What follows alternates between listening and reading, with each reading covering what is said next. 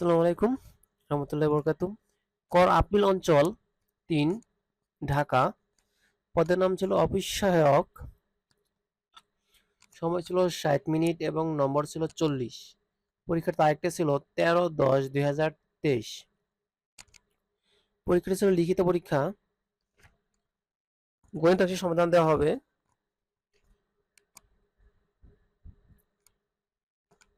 গণিতে ছিল মাত্র ১০ নম্বর।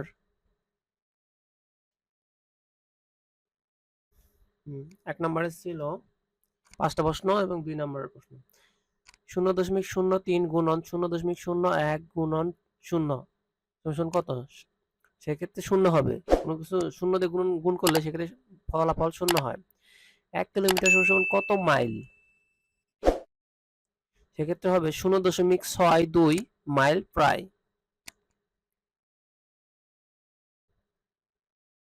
গ নম্বরে পাই এর মান কত? পাই এর মান হচ্ছে ৩.১৪১৫৯ বা ২২/৭। তিনটি মৌলিক সংখ্যা লিখুন। ১ থেকে ১০০ পর্যন্ত মৌলিক সংখ্যা হচ্ছে আপনার ২৫টি। সেক্ষেত্রে ২, ৩, ৫ হচ্ছে মৌলিক সংখ্যা। নম্বর ছিল ১ হেক্টর সমান কত একক? ১ হেক্টর সমান ২.৪৭ একক প্রায়। একটি রুমের দৈর্ঘ্য ১০ মিটার, প্রস্থ ৩ মিটার এবং উচ্চতা ২ মিটার। রুমটির আয়তন কত?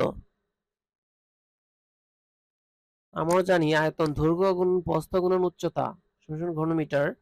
আয়তন ১০ গুণন ৩ গুণন ২, ৩ দুগুণে ৬, ৬ দশে ৬০।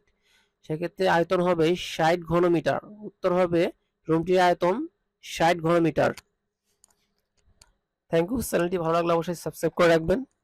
আল্লাহ হাফেজ। আসসালামু আলাইকুম।